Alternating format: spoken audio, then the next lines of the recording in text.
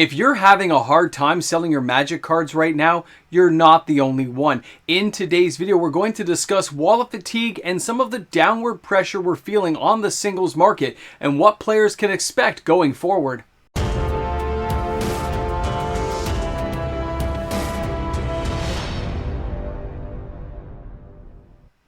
Every player has had that moment where they decide to sell off a few cards.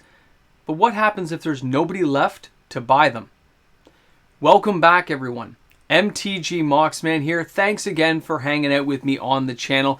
And that is a situation a lot of players are actually starting to find themselves in, and they are opening up that discussion. When you take a look at the singles market the way it stands right now, Commander Masters didn't sell the way people needed it to. It didn't make the money or revenue that was necessary to fuel the secondary market for these cards, and a lot of the prices crashed already, so nobody wants to get their hands on them. Nobody desires them.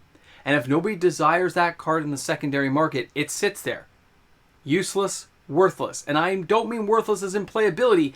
I mean as a value asset that a store, an LGS, an online platform wants to take from you. So what happens when players have a lot of decent cards that don't happen to have a lot of value and they try to sell them and nobody wants to buy them? Even though they can have $100 in trade-in value, no store is willing to take on the risk at this moment in time. We've got a lot of downward pressure from the overprinting of Wizards of the Coast. This downward pressure of overprinting is starting to affect the supply chain of Magic. And when it bleeds into that supply chain, you see a glut, an abundance of these cards, and all kinds of different variations of the exact same card. Nobody wants it. It sits there. It sits in your collection, it sits on the store shelf, it sits on the online platform, not being sold. And in the past, players may have sold them slowly, but they always managed to move a lot of these products along. And now the longer and longer lines of people trying to sell collection pieces that they want to move into something else for whatever reason, and they're unable to sell it unless they basically give it away. I'm talking 10 cents or less on the dollar, and that's the only way they're able to move some of these lower end cards. Now, I'm not talking about the really high end asset cards. I'm talking about standard staple cards that people should want, and nobody wants to buy them. Now, it's not just downward pressure. This is the time of year where wallet fatigue does set into the player base of Magic the Gathering. We've had a lot of expensive sets. We had Lord of the Rings, Commander Masters, which of course didn't go off well. We've had some decent singles market sales in the last little while because, let's face it, everything seems like it's on sale from overprinting. And now players are just tapped out. They're running out of money. So it's not just that downward pressure from reprinting. It's the lack of funds available, and that's wallet fatigue. Add in the fact that we got a crazy economy world right now where things just aren't going according to plan, and it gets that much tighter and that much more difficult, and players are getting more selective. The problem with buying a card now in the secondary market is every player has that nugget, that little tiny voice in the back of their head saying, how long until this gets reprinted? And they get that kind of like anger, little turnkey thing that says, you should be mad about this. And that also can stop them from buying. It can stop players from enjoying the game they love because they don't want to pay top dollar if they don't think the card has value. If they don't think that card has value, even if it's only a few dollars, they go, might as well wait. I might as well just wait for something else. And that means players who have always been able to move product, move single cards, are having a harder time. Yes, the sales are still massively robust for the higher end cards that people really want and those real big staple commander cards.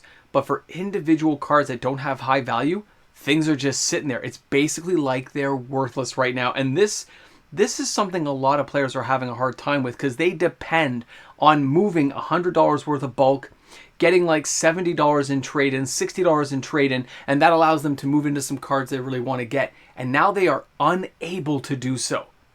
And being unable to do so means they can't buy new packs, or they don't want to buy new packs. They stay away from sealed product, which we've already seen a lot of that lately because it's overpriced and there's not enough value. It all comes back to the value. There's lots of players who would love these cards to be cheap. They would love these cards to be less than 10 bucks each card. No matter what card it is, it has to be less than 10 bucks. But then Wizards of the Coast can't charge us that kind of price for a box, can they? Because if it doesn't have secondary market value, then let's face it, nobody's going to buy a box. And if boxes don't get cracked, or if a whole bunch get cracked at the beginning, and there's too many cards out there, too much supply, not enough demand, prices crash down, and it's a self-fulfilling prophecy. It just keeps falling lower and lower and lower until somebody says, it's 50 cents, I'll buy a couple of these. And that's where we're at. Take a look at this kind of stuff. When you look at all these amazing Balrogs, all right, these are the full art foil extended coolness that I wanted to get for my Commander deck. And they were so cheap. I think I got them for 80 cents each. 80 cents. Now, I know the Balrog's not a super powerful card, but it's 80 cents, which means I'm spending next to nothing. But somebody had to open that many boxes to get them. They had to open that many boxes to get the other Balrogs. And think of all the boxes that get opened, and now when people try to sell those cards, they say, I gotta move some, and now they can't? Unless it's like the One Ring? Unless we're talking about Beseech, that new sorcery card from Wilds of Eldraine. You can slam that in the comment section. My brain did and forgot, so you guys can put that down there. You can see it. Without enough value there, only certain cards selling, it means every other card just gets downshifted. It used to be when you played Magic, and you wouldn't know what every pack had, you wouldn't know every card, sure. But there were just cards that were harder to get. And not everyone had the availability, and not everyone had it in their deck, because it just cost too much, it was too hard to get. I know that's a pay-to-play kind of scam win thing, where you pay to play to win, but at the same time, we have to find some kind of middle ground, because those players have decent cards, and they can't sell them, they can't find someone, and I know I'm not the only one who is seeing this. It is out there in conversations all over the place. I have been to LGSs, and they have turned down collections of fairly decent cards. They're like, you know what? These are all coming back around again. I expect them to be in Modern Horizons 3, so I decided to turn down this collection. And they send me a list of the collection they turned down. You're like, you turned that down? And in their collection they got in, they're basically paying 30 cents on the dollar for the cards. They're like, they're going to get reprinted. I'm not going to pay top dollar and get stuck with these. So even LGSs are stuck in that middle ground where they're like, yeah, there's a couple of cards they'd like to add to the store's, display shelf and move some product. But at the same time, they're not going to pay full freight or even close to full freight and take on all that risk anymore. And this is not just one or two stores. It's all over the place. I'm sure you guys have probably seen it by now. But that idea that we have a supply chain issue where there's just like, things aren't working the way they are. They used to, everyone had a gear and the gears all turned and everything was kind of harmonious. It's not even close to that now. It's kind of like, everyone for themselves, do the best you can. And that's how we feel about what's going on out there. I know a lot of people out there who've tried to sell recent collections at some of the stores locally and got turned away. Or got very low-balled offers and were actually really insulted. But it's not the LGS's fault. It's not. It's just the way the market is right now, and no one wants to assume the risk if there's this much reprint coming down the pipeline. And that's the scary part, is Wizards probably not going to stop right now.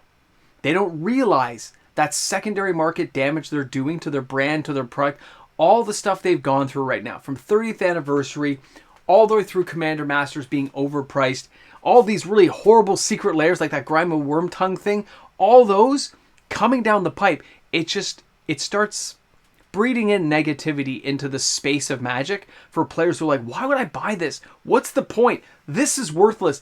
Why would I even look at it? Why can't things be like Lord of the Rings? Like Lord of the Rings.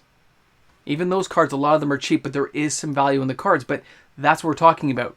If they don't find value, if people don't see the value, if they can't tangibly look at it and say, this card's worth X dollars, this card has this, and they take it to a store and they can expect to get, 60 to 80% of that trade-in value, then they're not going to buy. Or they're going to be less inclined to buy except for the key cards. And if it's only the key cards, which are 2 or 3 cards in a set that you're after, that lends to a whole secondary market problem that hasn't even really manifested yet, but it really could. It could become a real issue. I feel bad for everyone trying to move large bulk of collections and move a lot of products, because I know the need you have to move that.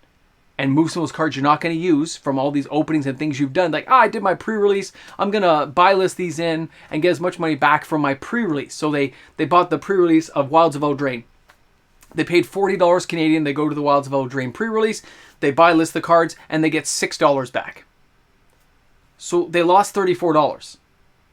$34 lost, enjoyed a few hours of entertainment, so it's, I get that. But you've only got a couple of bucks in trade-in, and that's it. That's how scary it can be, and I can't blame the LGS for what's going on. I blame Wizards of the Coast and Hasbro for not taking care of what their business model is. Their business model is making money, but they will not continue to make money if they don't take care of all the other gears that are in place. Everything that's been built up over 30 years. Trying to rebuild the entire machine, I don't know if that's going to work so well for them in the long run. I think it's making a lot of the little cogs and wheels fall right off, and they're not very happy about it.